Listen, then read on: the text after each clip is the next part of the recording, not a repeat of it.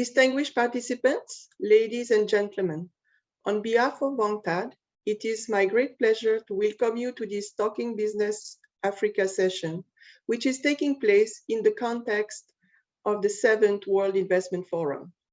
Investment policy reforms are at the heart of any strategy for an economic recovery and to rebuild better. These issues are at the core of the discussions in this 7th edition of the forum.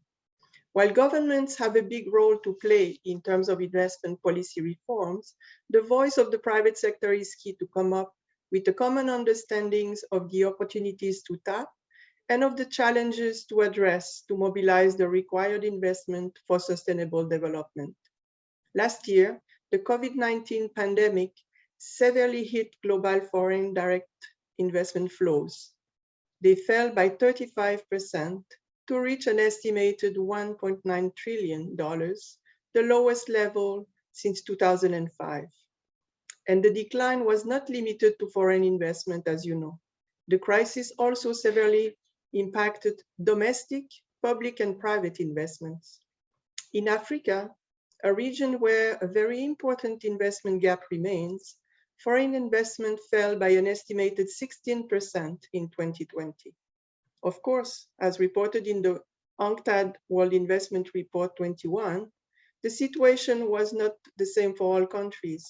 Some, even in the midst of the crisis, saw FDI increase, while for others, marked declines were observed. At the sectoral level, the data were particularly alarming.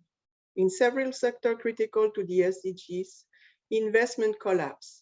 This is, for example, the case for infrastructure, with a decline of 54%, in health, another decline of 54%, or in food and agriculture, a decline of 49%.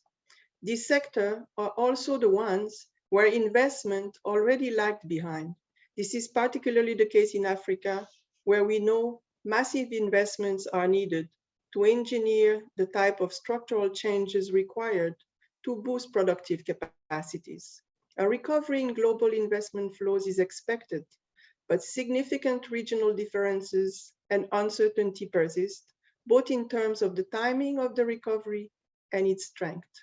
To fully embrace the recovery and promote the type of FDI that will foster sustainable and inclusive development, countries must continue improving their investment environment, bolstering investment promotion efforts, continuing progress with digitalization through a wider offer of e-government services. Ladies and gentlemen, the crisis we have been going through for almost 2 years has clearly highlighted the weaknesses of the global supply chain, with longer delivery times, increased costs, limiting access to much needed basic necessities. Their reliance is considered essential to build back better. Increasing it will require a review of production systems, raising crucial questions on how businesses can adjust their policies, for instance, vis-à-vis inventories, sources of supply, or production capacities. Sustainability is also key. Environmental, social, and governance considerations are increasingly important in business decisions. We have heard this week in another session of Talking Business on how companies are concretely integrating these issues in their day-to-day activities. I look forward to hearing on this, how it is done in the African context. The global challenges brought about by the COVID-19 pandemic require businesses to adapt to a rapidly changing environment characterized with significant uncertainty. The one thing that is certain, however, is that recovering from the pandemic and rebuilding better will not be possible without investment playing its key role as an engine of growth and sustainability. We look forward to hearing from our distinguished panelists on business challenge on businesses they face in the African context. Distinguished participant, in closing, allow me to express on behalf of UNCTAD our very sincere gratitude to the Swiss African Business Circle for its precious cooperation with the organization of this event. Mr. Stigler is here with us representing the board of the Swiss African Business Circle. We are very grateful that you made time to be here with us today. Our cooperation with SABC goes back many years, and it is each time a great pleasure to work with you. Thank you also to our speakers for joining us during this session and all the participants on the World Investment Platform who can follow the live streaming of the event. And finally, my sincere thank you to Dr. Amar Kessab, who is Principal Regional Governance Coordinator at the African Development Bank, who has kindly accepted to moderate the session. Dr. Kessab, I leave you the floor and wish us all an excellent session. Thank you very much. Thank you, dear Chantal Dupasquier, for the presentation of this session. I would like to warmly welcome you to the session Talking Business Africa in the context of the 7th World Investment Forum. It's my pleasure to moderate this session. Thank you to UNCTAD for giving me this opportunity. The Talking Business sessions have always featured prominently in past editions of the World Investment Forum. They provide a platform for policymakers and other investment stakeholders to engage and exchange with business representatives on investment climate opportunities, as well as challenges, reforms, and policy directions in different regions of the world. This year, UNCTAD decided to invite representatives of companies and investors, associations, and organizations that assist them through the investment cycle. They will present their perspectives on the impact of the pandemic on their investment plans, their investment intentions and strategies, as well as some of the actions governments in Africa should undertake to facilitate their operations and ensuring their contributions to the sustainable development goals. Please let me welcome the panelists of this session, Mr. Leonard Stigler, Mr. Laurent Padou, Mr. Eliud George, and Mr. Paul Clemens Hand. I would like now to open the discussion with our distinguished panelists. Our first speaker today is Mr. Leonard Stigler, founder, Pulse Africa Holding AG, and Swiss African Business Circle board member. Pulse Africa Holding AG is an innovative media company informing and engaging Africa's young audience and providing expensive media reach and creative marketing solutions to their partners. The floor is yours, Mr. Leonard Stigler. Thank you so much, Amar. And thank you also, Chantal. Thank you to UNCTAD, as well as the SABC for organizing this panel. I think I was very well introduced. Thank you very much. What I'm doing on the next slide is, I think it always helps to know each other's background a little bit before exchanging. I'm originally from a very small village in southern Germany, and I'm now calling in here from Lagos, Nigeria, one of the biggest cities in the world. I've been lucky to have been working in and out of different African countries for the last 10 years and have had a primary focus specifically here in Lagos and in Nigeria. In this time, and some of these logos kind of represent this, in this time I've been very lucky to be involved in the fast developing internet and startup ecosystem on the continent. I helped, for example, to set up the now listed Pan-African e-commerce company Jumia, out of first South Africa and then out of Nigeria. And then later helped the international Swiss media company Ringier to set up its operations in Africa in the sector of classifieds, as well as then media classifieds company that Ringier runs in Africa, for example, Jobberman and Brighter Monday in the job space, very important space here on the continent. Additionally, I was lucky to be able to invest in the fast-growing startup space on the continent. Two examples are the payment companies Paystack and Flutterwave that I was early involved in. Now, Amar said it very well. I'm the founder and publisher of a media company called Pulse. And we also run the Pan-African license for Business Insider on the continent, which is a business-focused Pan-African media platform. Now, what I would do in a context where this would be an exchange, I would ask you in the round whether you know the city that is underlying these logos. But since we are in a different round, I tell you it's Zurich. And Zurich is kind of the headquarters of our big partner also at Pulse, which is Ringier, the Swiss media company. So great city of Zurich. And now we go to the next slide. Very quickly to give you a bit more insight on what Pulse does. As Amar said, Pulse is an innovative media company. What does this mean? We very much focus with Pulse to inform and engage Africa's young audience. Yeah, average age on the continent under 20 years old, and this is something that we, with the power of the internet, with the power of social media, and with the power of our young editors and contributors, have very much focused on to distribute information, content, and engagement wherever young people are on the internet. So that's social media, that's via email, and that's via websites. Additionally, what makes us innovative with Pulse is that we provide digital media and marketing solutions to our partners and clients with our great team on the ground.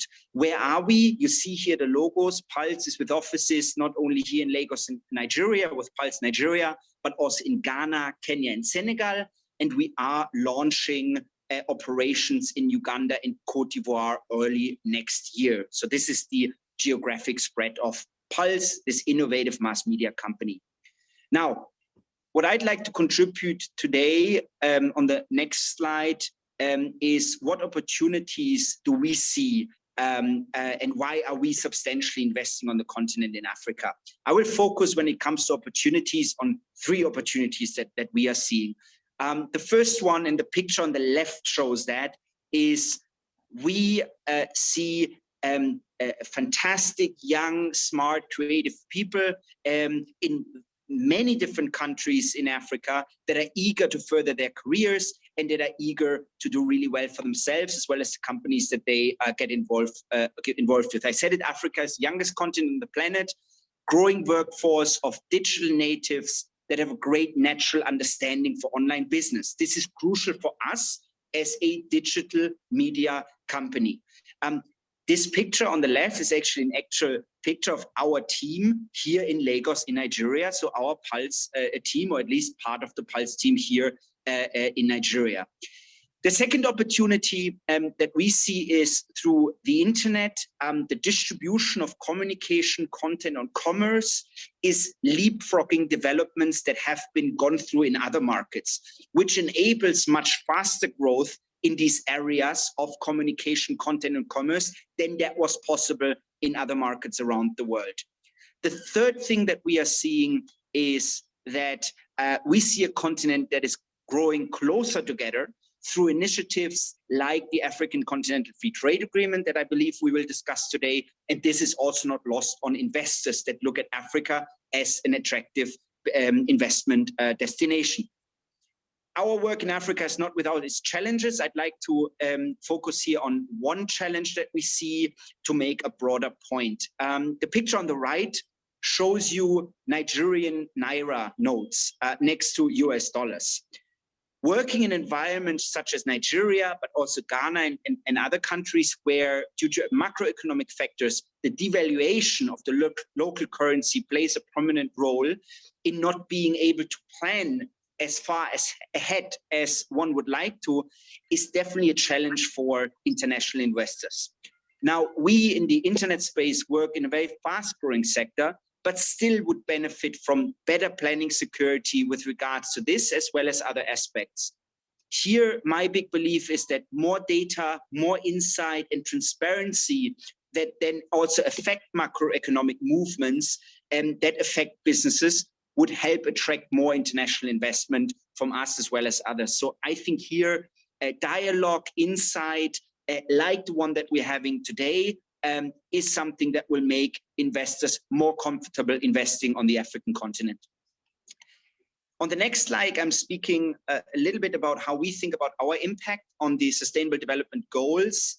We think a lot about dignified labor and how we can enable dignified labor.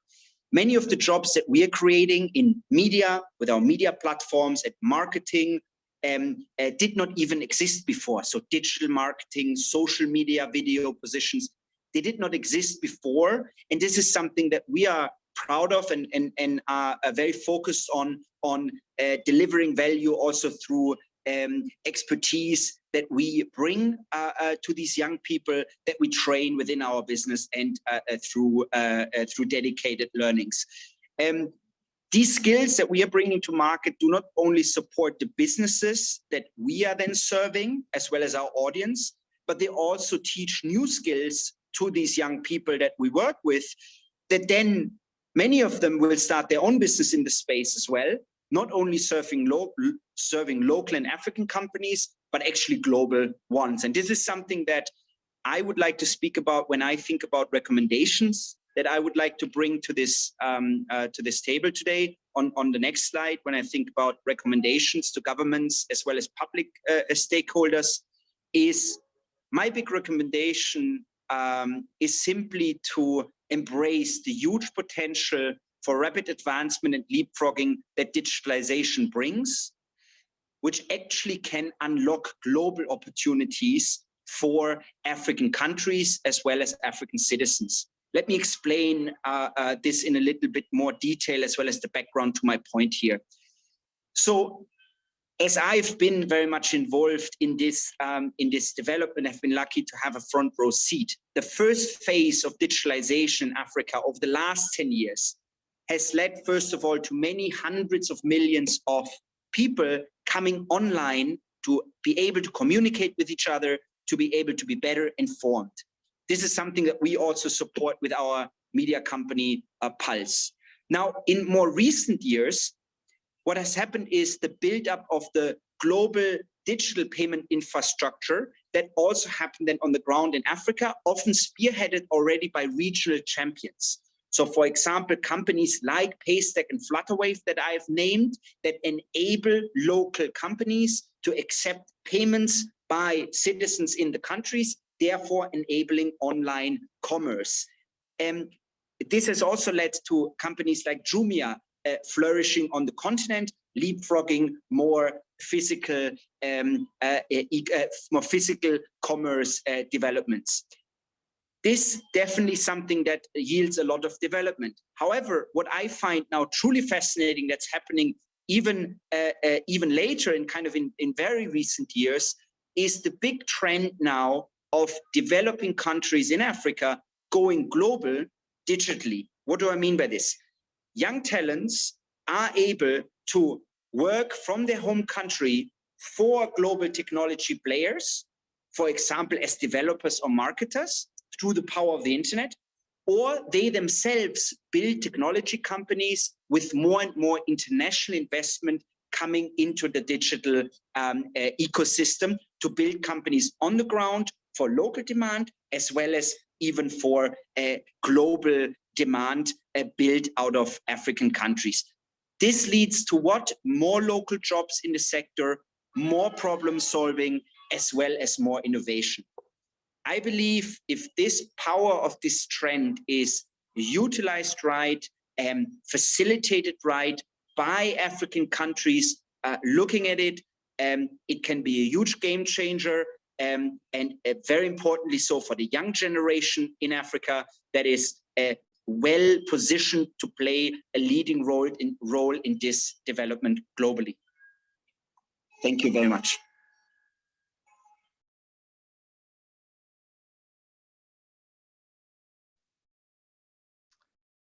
Thank you very much, Mr. Stigler, for your remarks and presentation. Very inspiring experience. And now allow me to give the floor to Mr. Laurent Padou, a member of the steering committee and Southern Africa expert, French Council of Investors in Africa, Conseil français des investisseurs en Afrique. The council is an association of French Businesses Association, bringing together industrial and service companies, large groups or SMEs that invest in Africa. It has more than 160 member companies representing a turnover of 60 billion euros, about 80% of French economic activities in Africa. Mr. Padou, you have the floor. Well, thank you, Mr. Kassab, for your introductory remarks concerning the organizations I'm working with now. Yes, we have been founded about 30 years ago, and we represent a major part of French investors in Africa.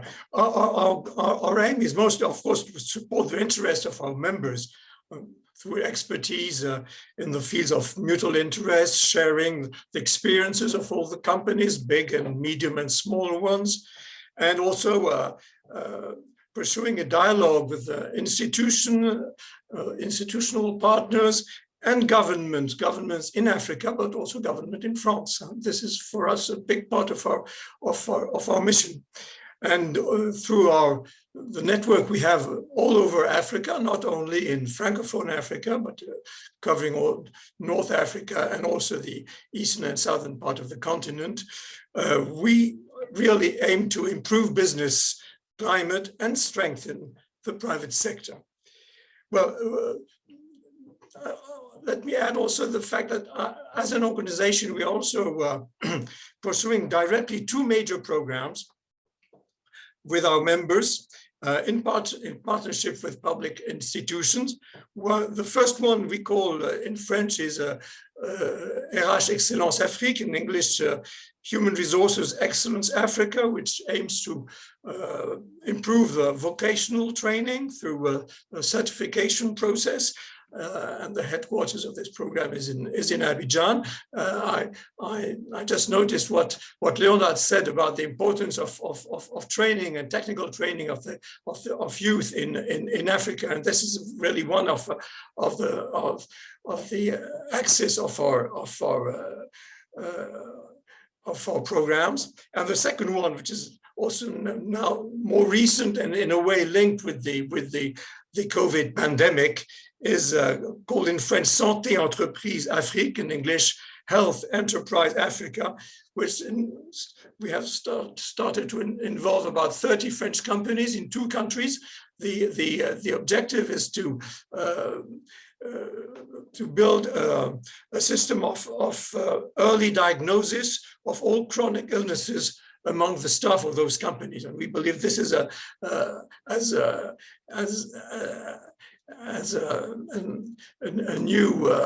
new tool which could help companies to improve the productivity, but also to help and support the health of their employees and their families.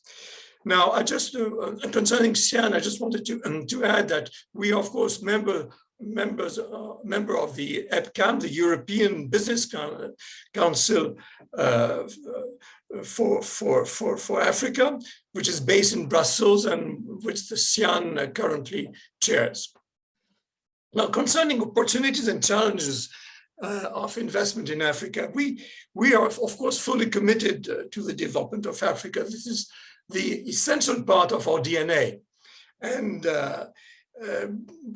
but we struggle to have a very realistic assessment of the opportunities and risk, and we are very careful not to hide the problems, the challenges, the weaknesses. This is something important. You can't always go on saying that everything is going well in Africa. That's not true, and very quickly businesses won't believe you anymore. So we have to have a very realistic assessment of the business climate in a very diverse continent. This is also a major difficulty, because I mean Africa is 54 countries, I gather. And so there are, in fact, 54 different contexts. And this has to also to be taken into account. We strongly believe that the private sector private enterprises, but private and public enterprises of the productive sector are the real engine of development in Africa. This is something which is rather uphill task to support this vision, because development is mostly linked to public aid, public institutions, but we really believe that Africa can only really develop in a sustainable way with the strengthening of its private sector, of its enterprises, because they really create the value added. They also are the engine of productivity, and they are providing the jobs. I mean, Africa is increasing its population at a very fast rate, and the major issue for Africa is how to bring jobs to all its young population. And this, in our view, can only be done by the private sector. And but these companies, we also believe that the investors, private companies, have to behave as good citizens in all countries where they work. This is also a prerequisite in our view. Corporate, social, and environmental responsibility is of the essence, really. And of course, those stakes cover a very wide range. They are all covered by the Sustainable Development Goals, the SDGs. I won't go further in those different aspects, which are each of which can lead to a long debate.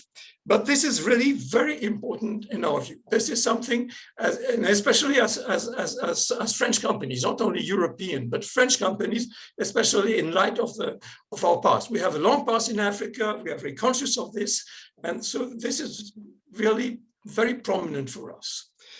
But there's a third point I would like to stress, and that is the rule of law. We really advocate for the rule of law and strong public institutions. Those are absolutely essential for, of course, security and safety of every citizen, but also for a good functioning of the market and of the private sector. And those public institutions, local governments, they have also to ensure a level playing field for all enterprises, for all the private sector. This is absolutely essential. For domestic companies, foreign companies, private companies, public companies, there must be a level playing field. Companies are not charities. I think one must not forget that. They are there to make money. They are there to promote their investment, but they can only contribute to the SDGs if there is if all companies and all their competitors are also bound by the same rules. This is for us very, very important. And this is in this respect, we witness really much progress in the recent years. Most countries have really made very, very definite progress in this regard, but we still monitor this issue very, very, very closely. I would like to add that concerning the corporate social and environmental responsibility, that our companies now in Europe, in France, but in other European countries, are also now bound by our national laws for compliance to those CSR impact. And so companies have to are accountable here in France, as they are in Germany, in Switzerland, and other countries, for their behavior in other countries. So this is something which has also to be taken into account. Thank you. Excellent. Thank you very much, Mr. Laurent Padou. Thank you for your remarks and the perspective of foreign investors in the continent. Now I would like to give the floor to Mr.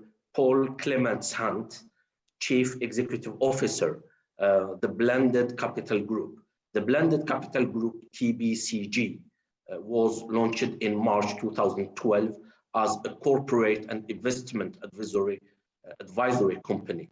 TBCG has partners or affiliates in Cape Town, Nairobi, London, and Melbourne, with associates in Boston and Sao Paulo. Mr. Clements Hunt, you have the floor. Hi, Amar. Thank you for the opportunity. Maybe you can advise me, because my my UNCTAD background filter, I can only see a bit of a mess. I'm wondering if I should turn that off, or can you see me okay? Maha, can you advise, please? I tell you what, I will just turn off the background, and I'll speak speak pretty standard. Yes, please go ahead, remove the background, because it seems that the background has taken over. Thank you. Look, first of all, thank you for the opportunity. Huge fan of the UNCTAD World Investment Forum, which I've been involved in since 2007 with your colleague, Dr. James Zan and Anthony Miller. So I'm glad the Blended Capital Group has an opportunity to speak today. And it's been fascinating listening to the earlier participants. So let me do this. I'm going to tell a very simple story, which is the story of one of our portfolio companies in Africa that we've been very hands-on and active with over the last 8 years. It's still a small business, but we think it's a very interesting business in the context of Africa, East Africa, and Pan-Africa. And so let me do that. It's not marketing. I'm telling you the true story of a company and the difficulties that we face both in Africa, the opportunities, but how we've learned to scale and work with the company. So if Amar, if that is acceptable, I will kick off, and then I will broaden out into some of our work across the Sahel on food security and nutrition as well. They are connected. So the Blended Capital Group is a very simple, small company which looks to mobilize capital at scale into the SDGs. Prior to creating the Blended Capital Group, I was a UN official heading Unit Finance Initiative, and amongst other things, we conceived and launched the Principles for Responsible Investment. So I would like to think I know the UN side, but also the private sector side. So for the past decade, Blended Capital has looked to identify and invest in what you might call niche private equity, particularly with a focus on the agricultural value chain and last mile entrepreneurs in Africa. So the one company I wanted to focus on is Muwesi, which is Kenyan based. It's 8 years old. We're based in Kisumu in Western Kenya. And the original vision for the company was to essentially provide solar power to last mile communities, including farmers and the fishing communities on Lake Victoria. So we've gone from 0 clients to 255,000 clients. We've gone from what was and what looks like a solar distribution company to really a distribution platform of solar technologies, productive use energy technologies, agricultural technologies, drip irrigation, egg incubators, all sorts of solar pay-as-you-go technologies. So it's been a really interesting journey. And our vision and focus was, we're a for-profit company, but basically to deliver the SDGs on the ground to communities who had aspirations to improve. We think we've successfully fulfilled that.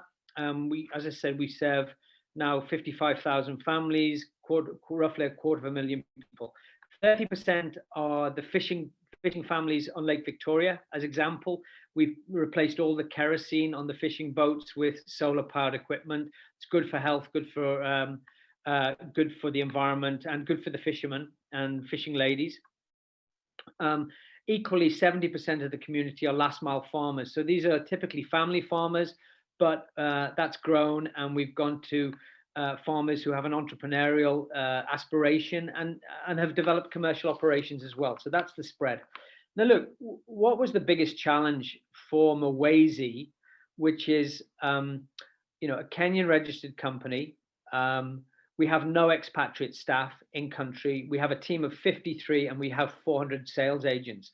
I would say there's been two challenges. One was COVID, which nearly killed us last year. I mean, we were doing okay through COVID. And in the August of last year, our debt provider, which was a family office out of Hong Kong, overnight withdrew the debt facility. They basically panicked, felt that any African investment in an area of COVID, was risky to say the least. I won't go into the details for legal reasons, but our debt facility was removed overnight. That was an existential threat to a company which was vibrant, had that team, had a staff. And I would say the last year has been, for the founder, a very dear friend, Mike Sherry from the UK, and myself and the board, but more importantly for the team on the ground, has been one of the most testing business periods ever.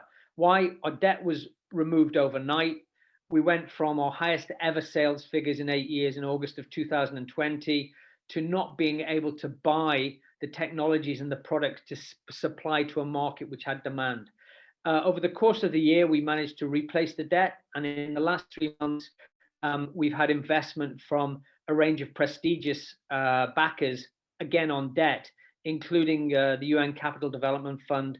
We were their first allocation in terms of blended finance from a fund run by Bamboo Capital out of Switzerland, and we got an investment to bring us back. So I'm talking about the challenges: COVID, removal of debt overnight, almost destruction of a business which was 8 years into the running. We managed to maintain the business without anyone losing their positions in terms of the core staff. I would say the second challenge, and maybe this is the broader lesson, is that over 8 years, we're a very data-driven company. So we are data, we're digitally smart, we're entirely mobile. It's about mobile cash. M-Pesa and M-Copa are the things which permit the business. A game changer for the business was the introduction of PayGo solar technology in 2016. So the ability to embed chips in technologies which our customers buy on what we see as preferential credit terms. So we've evolved from what was a simple distribution platform to an asset-backed provider of technologies through affordable credit. We are for profit. We're extremely community-centric. We don't say these are the technology solutions you need as farmers, as fisher people. We are technology agnostic. We have a 360-degree technology radar. We identify the best value for money that can be applied to African communities, and we provide that as a for-profit business. What's our biggest challenge over the 8 years?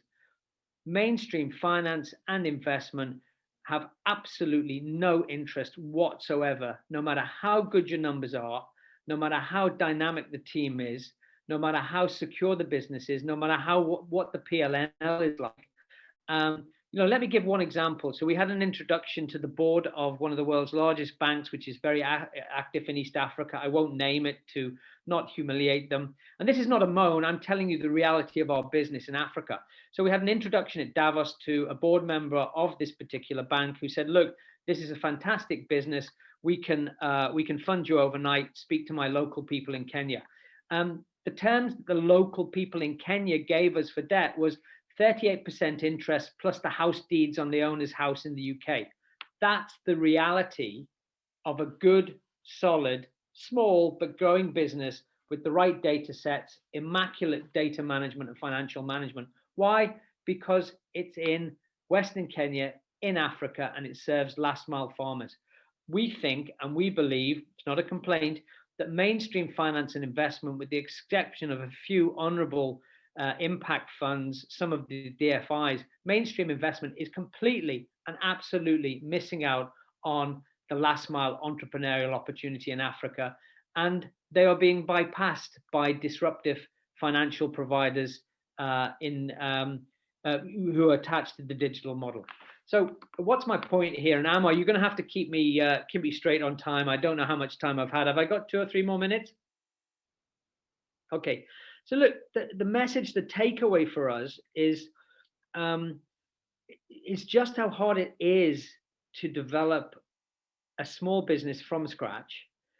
But the positive side is our team, our staff of Kenyans in and around Kisumu, in the 14 locations we are, the 400 sales agents, are without doubt some of the most entrepreneurial people we've met, and that has built the business, okay?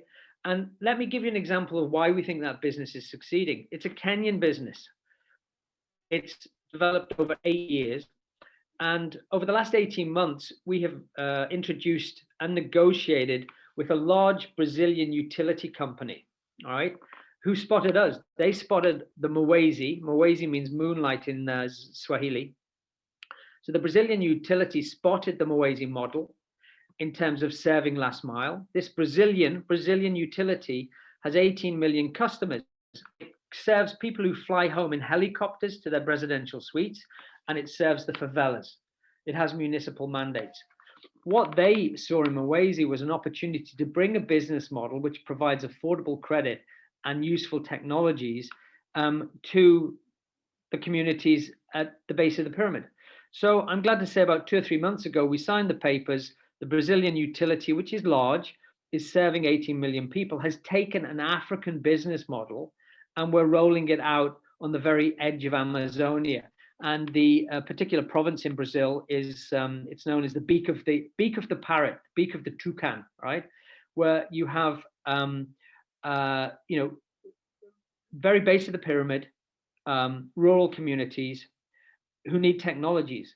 And again, I stress we're a for-profit business, but through that 18-month period, what we learned was that if you have a powerful business model with solid data, you can export that business model from Africa to other parts of the world. I think that's honestly, in 30 years plus of being involved in sustainable finance and sustainable investment, and I'm not marketing, is a powerful story. It's a powerful African story of a small African business that grew despite mainstream investment, was picked up by a Brazilian utility, a large one serving 18 million people. And they went, that model's interesting, that's work. Let's see how we can make it work in Latin America and Brazil. And to finish off, you know, it's not just about a Kenyan success story or the Brazilian model, which is operationally moving now. The same thing has been picked up with some of the small island states in the Pacific. So a Kenyan model, a Kenyan business model, which is digital, smart, community-centric, all about affordable credit, has been picked up by the small island states in the Pacific. We're dealing with certain Australian groups to roll it out there, and Brazil. I think it's an African success story, but here's the challenge. Mainstream in investment and in finance in Africa and internationally are missing the world's biggest opportunity by ignoring these businesses because they want to be safe, and it's all about timid capital. Don't want to come across as someone moaning. We're business people, we're entrepreneurs, we know how to save a business. We saved our business through COVID, and yet mainstream finance will apply a massive discount in credibility simply because it's an African company in an African country, and they're missing out on the generation of a lifetime. I'll leave it there, Amar. I hope that's been useful.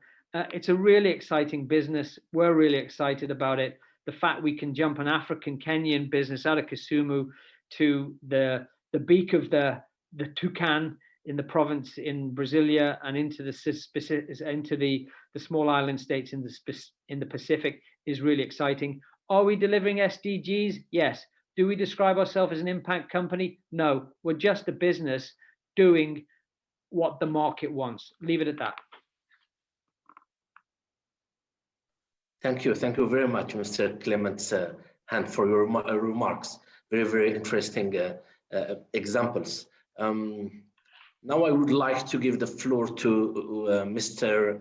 Eliud George, Portfolio Manager, Silk Invest. Silk Invest was established in 2008 by an experienced multicultural investment team to provide investors with access to the world's fastest growing economies. It invests in sustainable businesses serving rapidly rising consumer base in frontier markets. The floor is yours, Mr. Eliud George. Thanks a lot, Amar, and also for that introduction. Maybe to just briefly touch more on Silk Invests. As you said, we are a boutique private equity firm and looking to invest in sustainable businesses. We normally focus on the food, consumer food and beverage sector, and also looking at agribusinesses, which we feel are key to even the growth of Africa. Secondly, we've invested, or rather we look at certain frontier markets, which through our internal research, we felt would give us a good opportunity. And in Eastern Africa, we look at Kenya and Ethiopia. The North, we look at Morocco, Egypt, and the West, we look at Ghana and Nigeria.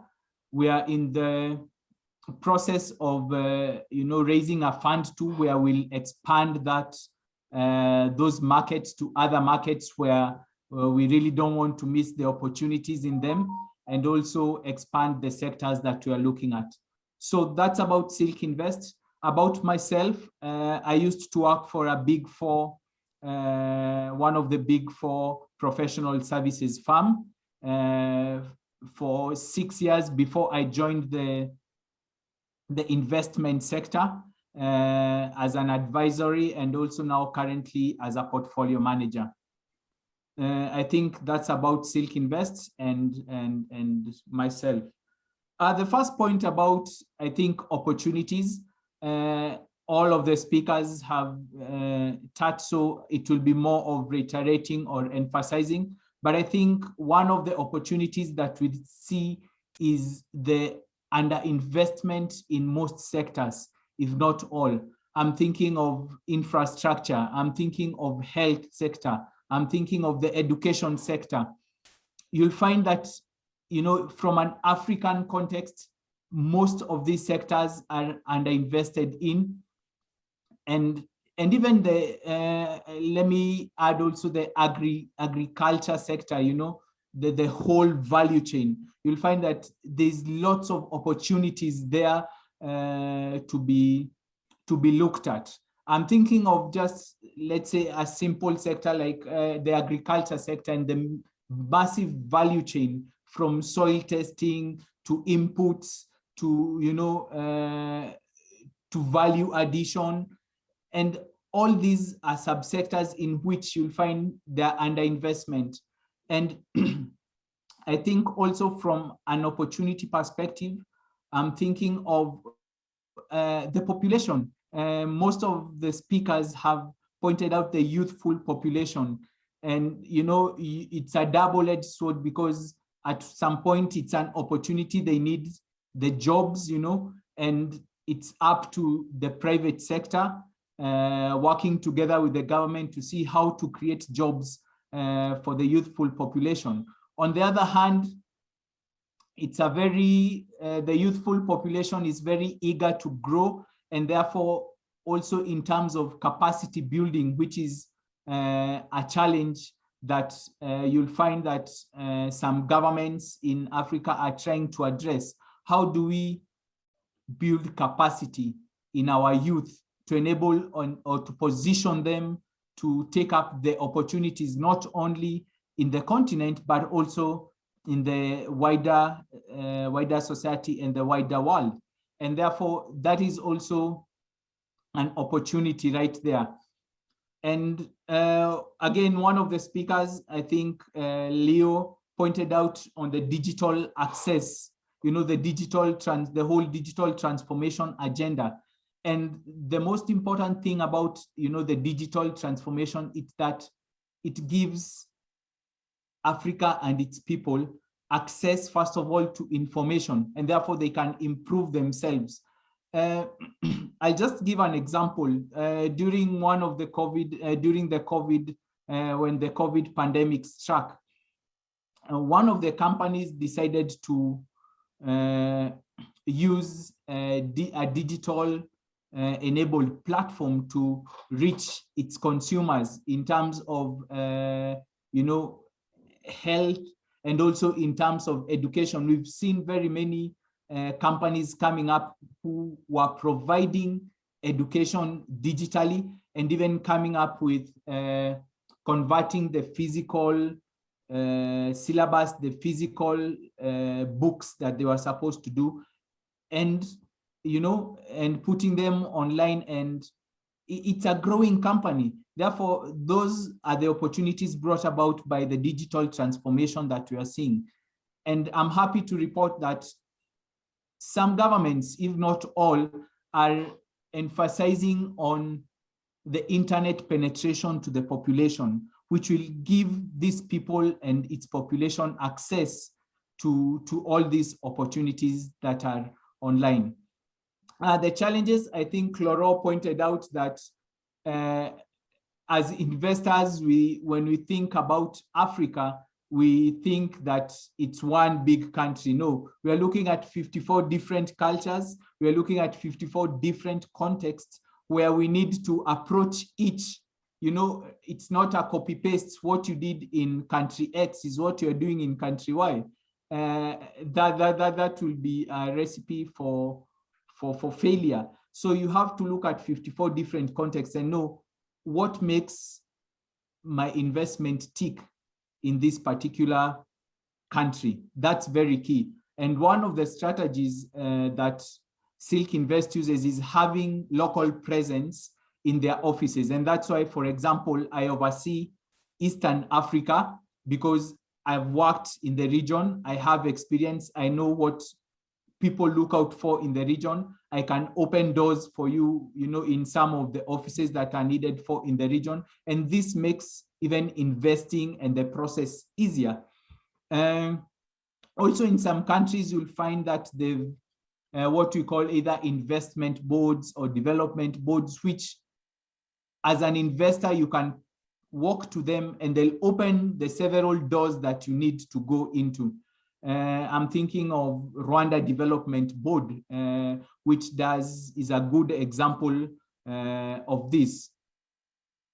Again, challenges apart from the concepts, the 54 African countries, I think it's data. Paul Clément just pointed out that before you build, yes? Just pointed out that before you build, business, you need data, and that data has to be converted into information, and then you get actionable insights and knowledge from that data. So you'll find that, some of these countries don't have data about a particular sector. They don't have data about a particular industry.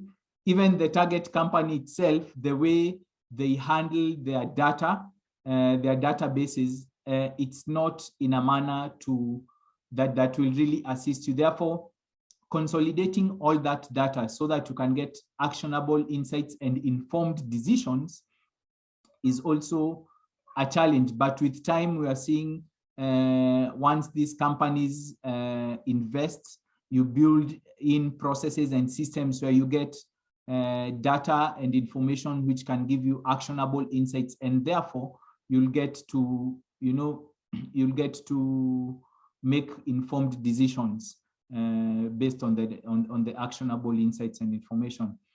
I think, to reiterate also the previous speaker who spoke on access to credit, it's interesting that you find most of the banks, including local banks, will want to be more risk averse, and they do government bonds. They prefer to lend government money rather than lend the private sector, and therefore you get, and where this is done, the conditions are not friendly to the to the company, and therefore you get it's something that you have these grand plans of expansion, the opportunity is there, the market is there, but due to access to capital, the challenges brought about by the various places you can get capital, you therefore find you're a bit, your hands are tied. And yeah, I think for now I'll stop there in the interest of time, but that's my point. Thank you. Thank you, Mr. Eliud Njoroge, for your remarks. Let us open now the Q&A segment. We are receiving several questions from the live streaming. The first question is to Mr. Stiegler. You mentioned several leapfrogging times. Do you feel that on government side, they can follow? Yeah, thanks for this question. I think very interesting one. I think my first comment to this would be to the to the person asking is, leapfrogging is happening if the governments follow or not. Yeah, examples. Young people get their information online.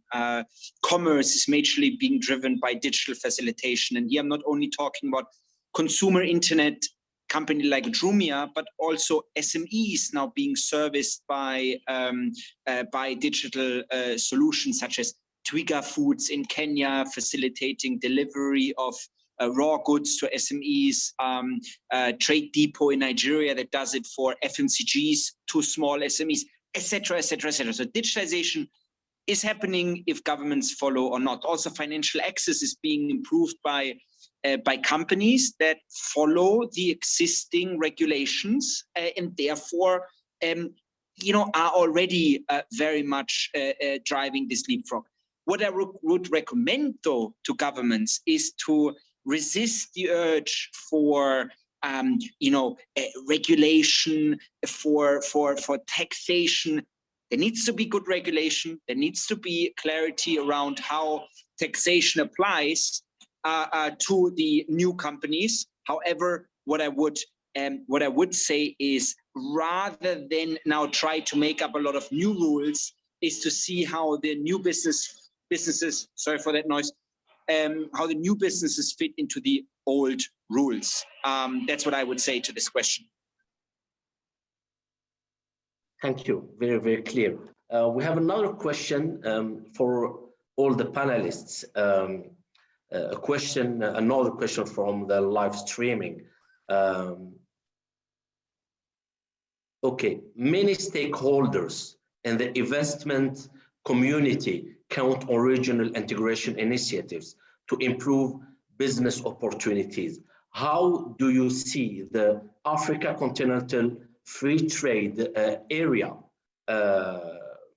affecting your business perspectives? Maybe Mr. Laurent Padou to answer to this question, and then we will answer the same question to other panelists.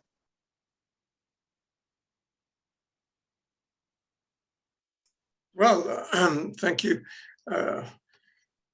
As we French are part of the European Union, so of course we can only subscribe to this perspective of African continent free trade area agreement, because I mean it is obvious that there are many 54 different countries, but most, if not every individual market in Africa, in a way, is too small.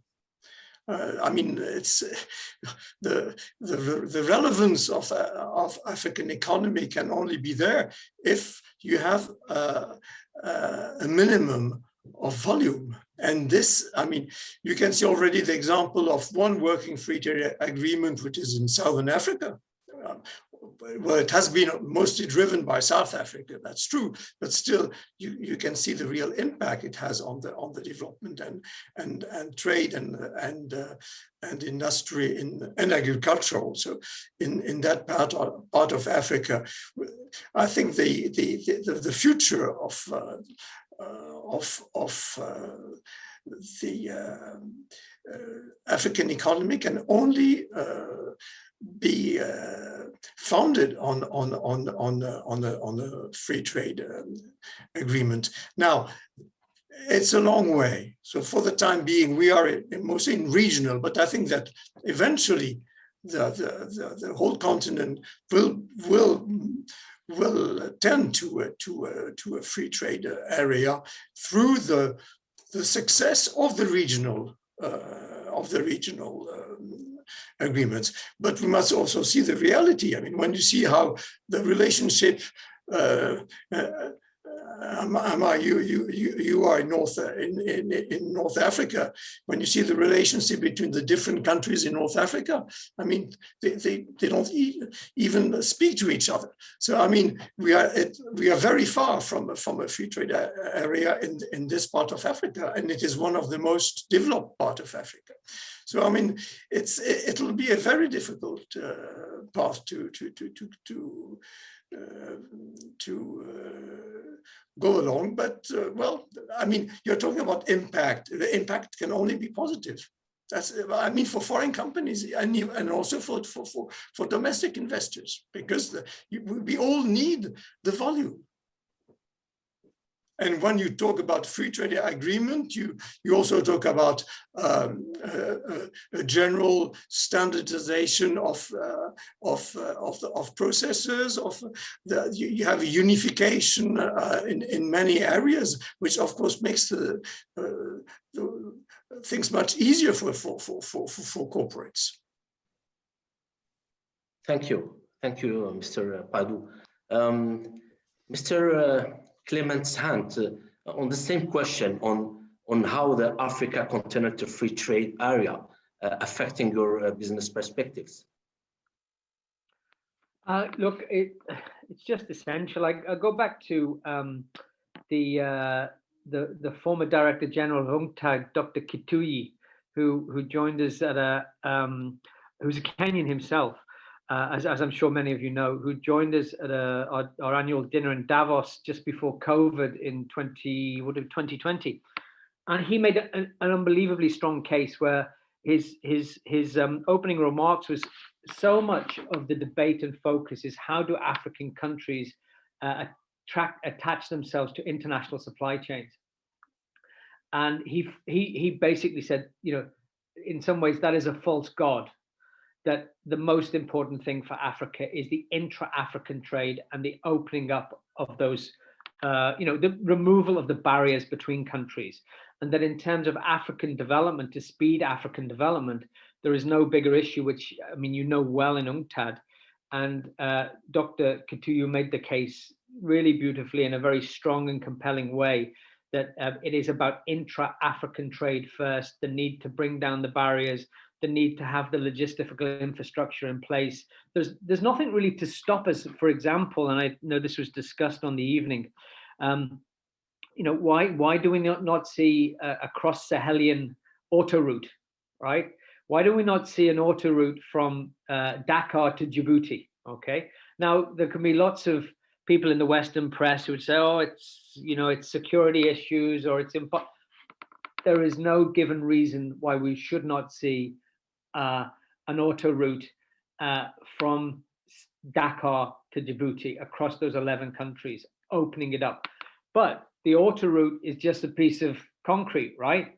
Without the removal of the trade barriers and the difficulties in terms of borders, it becomes just that, a piece of concrete. Once you open up the free trade, the intra-African trade, that route becomes a river of commerce and hope and connecting communities without being too, you know, illusionary. Yes, there are issues, there are challenges. So look, let me leave it there. I don't think there's, whether you're talking about the SADC region, whether you're talking about the Sahel, East Africa, the East African corridor, you're talking about West Africa, you're talking about, you know, the incredible mineral wealth out of the DRC, and the inability for us to allocate value and wealth back into the communities. It's all around intra-African trade, logistics, and why should Africa not have the same logistics by the middle of the 21st century that Europe does now? It's a lot of hard work, but it will come if the trade barriers are brought down. Sorry for being so direct, but Dr. Kituyu left a very, very distinct message that night on a freezing night in Davos in a basement hotel room where we had a wonderful dinner called Africa's Sustainable Heart. So I'll leave it at that.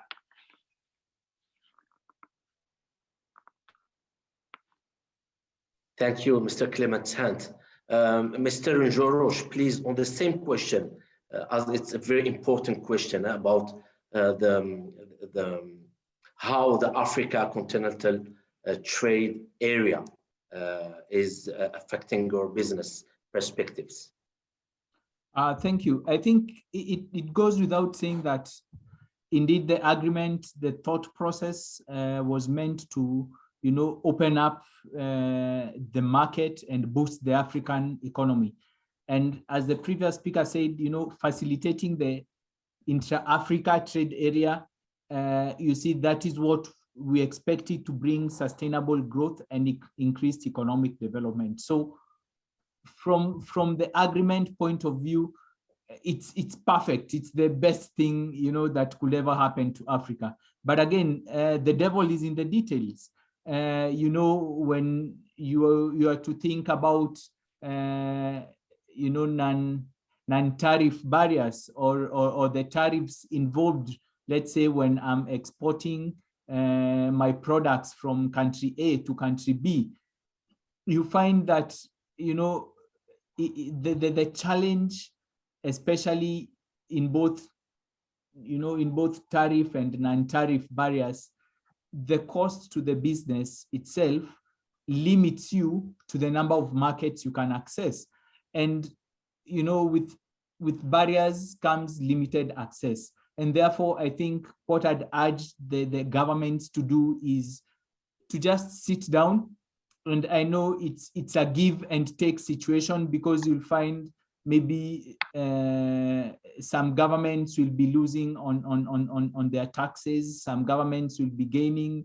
But at the end of the day is to sit down together, look at it from a broader strategic point of view, and actually address some of these issues. Because you'd find, for example, if my company is in Kenya, but taking my goods to, Tanzania or Uganda, which are the neighboring countries, is very, from a logistics perspective, from a tariff perspective, it's quite cumbersome, and which discourages, the intra-Africa trade.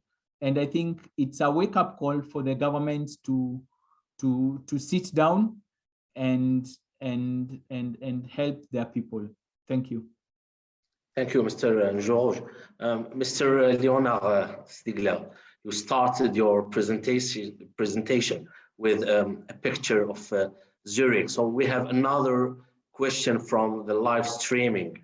The question said, an initiative to hold multinational companies operating from Switzerland accountable for environmental and human rights violations abroad was turned down by the popular vote by a small margin. With the increased call for companies to contribute to the SDGs, similar initiatives are likely to become increasingly popular. Are multinational companies really ready to walk the talk of the SDGs?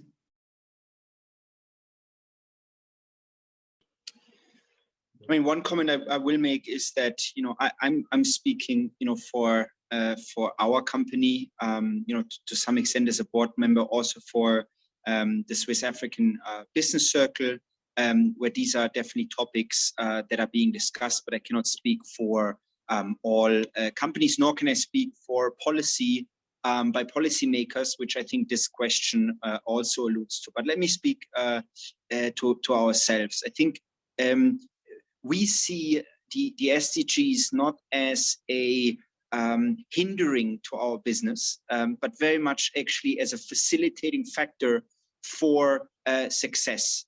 We can only we work better in an environment where we know we create positive value for the community. We create positive value by, I spoke about how we see a core focus for us in creating new type of jobs in developing countries, here specifically with Pulse in Africa, and how we see that as our contribution to the SDGs, next to our overall commitment to them, also in terms of our media platform reporting on developments, also with specifically their Business Insider Africa, which captures stories, information, trends from the world of business, also as it relates to how policy and how international organizations effect, so to say, doing business on the continent. So it is a small comment from my side to say, I personally, and we at our company, and also I think I can say for SABC, don't see the SDGs as having to walk the talk, but actually as a very positive factor in doing good business. Thank you, Mr. Stiegler, very clear. Mr. Laurent Padou, the same question, maybe from the side of French companies. Well, I already mentioned this point in my introductory remarks. What Leonard Stiegler just said is very true. I mean, SDGs should not be taken as a burden for companies, but also as part of the value they bring to the communities. But as I also said, I mean, corporates are not charities. So companies can, of course, abide by all the rules of concerning SDGs impact, but we have to be clear that, for instance, in France, contrary to Switzerland, in France, like in Germany, our companies are accountable for their environmental, social, and governance responsibility in foreign countries, be it Africa, Asia, whatever. So we already have this obligation. So I mean, obviously, I mean, if locally we cannot pursue these policies because of competitors who are not bound by the same rules, I mean, something won't work. And definitely corporates will just leave Africa, because I mean, they cannot take the risk at home, the risk of litigation because of what is happening in one of their markets. So, and if they respect those SDG rules or the CSR rules, I mean, they will be faced by competitors who don't respect the same regulations, and of course, in terms of competition, the play is not fair. So this is, and this I'm connecting to the next question. I think the main recommendation we can make, as far as CIAN is concerned, is really that those regulations have to be, at least at a minimum, have to be enforced in all the countries. And this will, by the way, be part of the answer to another question which has been posed, which is the problem of the reputational issue. I mean, if African countries are closer to the mainstream CSR criteria, I mean, obviously the reputation will be better. So I think all those issues are linked. I think you cannot just take them just one after the other and treating them separately. I mean, I think there's really one real global issue about this responsibility of companies vis-a-vis SDGs. Thank you, Mr. Laurent Padou. We have another question, maybe for Mr. Paul Clement Hans. Africa has unfortunately a reputational issue, as highlighted by you, Mr. Clement Hans. What steps could be taken to address this issue? Can businesses also participate in promoting the potential of the continent? Look, I'd sort of turn the question on its head, if I may. Of course, African businesses have to play a role in terms of good governance, good operations, and good, credible investee opportunities. But the way I'd turn the question on the head is, in some ways, it's not a question of African reputation. It's a question of timid international capital, ignoring what will be the opportunity of the century.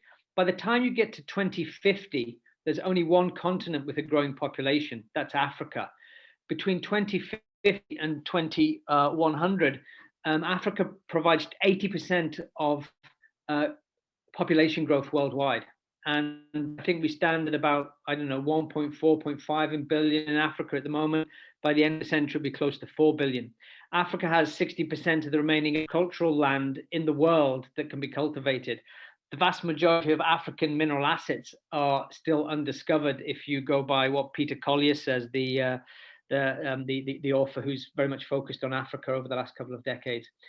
So the point is, and Gordon Brown made this really interesting point in the immediate aftermath of the global financial crash, which is if assets had not been seduced and succumbed by exotic structured derivatives in the Anglo-Saxon markets, and finance had flowed in a productive manner to some of the aspirant African countries, we would have a very different scenario now. So my point here is, it's not just about the African imagination. I think it's about the ability for G7, G20, the deep pools of capital to understand that the really dynamic opportunities of the next 10, 20, 30, 40 years are in Africa, right? It is the key market for growth. It is the key dynamic market.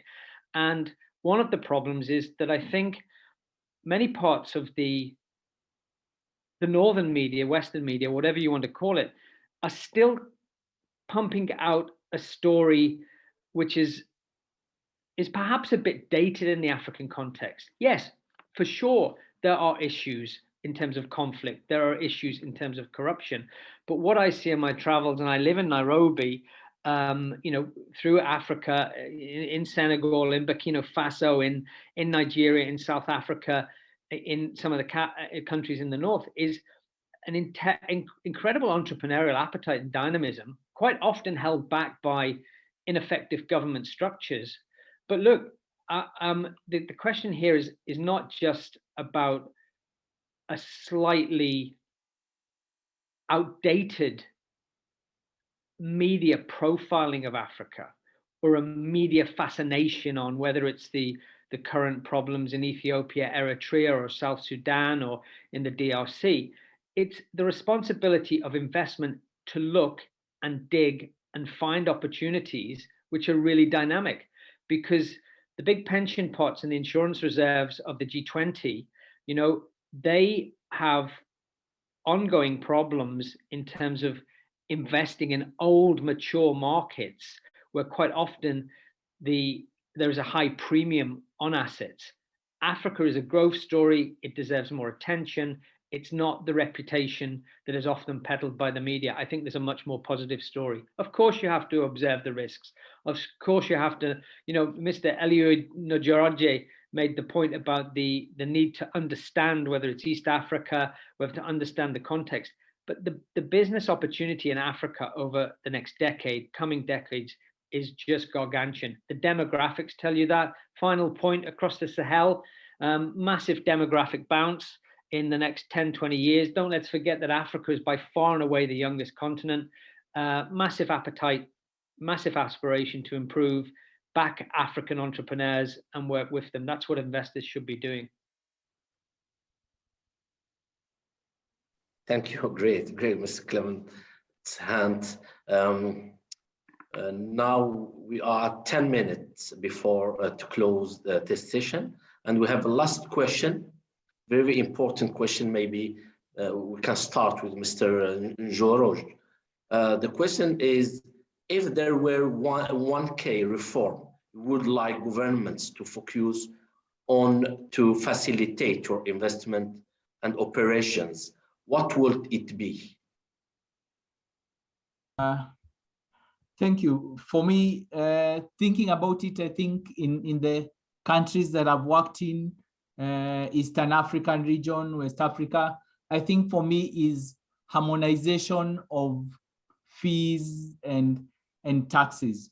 For example, in some countries you find that the process involved in renewing your trade license or your business license is just, it's too cumbersome, and you have to pay a myriad of fees and to just access some of these services. And therefore, for me, I think from a regulation perspective is the harmonization of, yes, we want to pay our taxes, yes, we want to pay our licenses and any other related fee to the governments, but the harmonization of this particular fees and taxes will go a long way in creating a conducive business environment. Secondly, I think, which we've seen, it's a work in progress, it's the digitization of services from a government perspective. I don't need to go and queue somewhere to pay my monthly VAT, my monthly pay as you earn. No, all this can be done on the tap of a button at the comfort of my office or at my home. And therefore that will go a long way in just, when it comes to ease of doing businesses from an operational perspective. And therefore, what I'm saying is that regulation and the uptake of maybe digital transformation around the payment of taxes, around the registration of certain aspects is key, and will assist when it comes maybe to running the operations of my the portfolio companies. I know Leo has much more to say, sitting in Lagos, and maybe even Paul Clement, who is my colleague here in Nairobi. I know they can add on to that. Thank you. Thank you, Mr. Njoro. Indeed, very important issue, which is the business environment reform. Mr. Padu spoke about the need of a realistic assessment of the business environment. Mr. Padu, the same question, please. If there were 1K reform you would like governments to focus on to facilitate your investment and operations, what would it be? As I mentioned previously, I think that the ESG issue is really critical for us. As I'm talking about our companies and members, because this is something that is going really to be more and more relevant in the years coming. I mean, we can feel that in the public opinion here in Europe. You can also feel that the public opinion in African countries also is getting more and more focused on this issue, and I think this is really important. Of course, what Eluto said about the taxes, about the fiscal activities, this of course is important, but it is very difficult. I mean, in the EU, we still have no common tax system. So I mean, one has to also face facts, face realities. Whereas, I mean, in a minimum of compliance on governance, on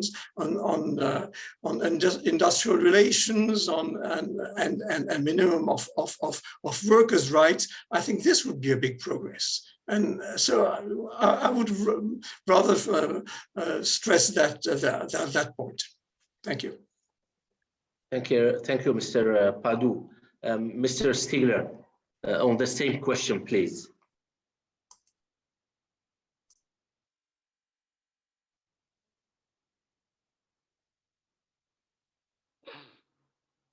Hello, Mr. Stigler, do you hear me?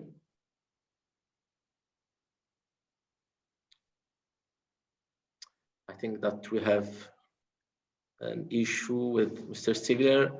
Mr. Clement's hand, please, if you want to answer this question. Hi, yeah, listen, I thank you.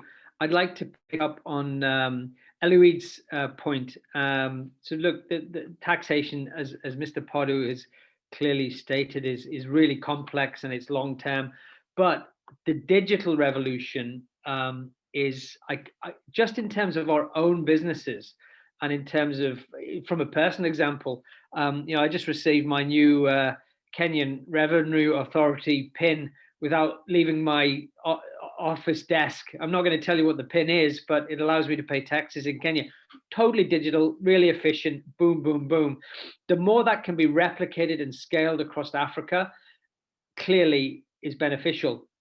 The challenge is aligning the policy and the legislative environment to support that. Because within the digital revolution, there are many money gouging opportunities for opportunistic and fleet of foot companies who, see their technology dominance as a gateway. I think we're almost at the point, and I wouldn't be surprised if Mr. Pardue disagreed a little bit, right? Where the digital piece is such a public good to boost the efficiency of business and all operations at every level of society, that it is just a massive advantage for Africa to leapfrog. I go back to that the original portfolio company of ours, Muwesi. It was structured and it was driven out of the gate as a digital mobile company, right?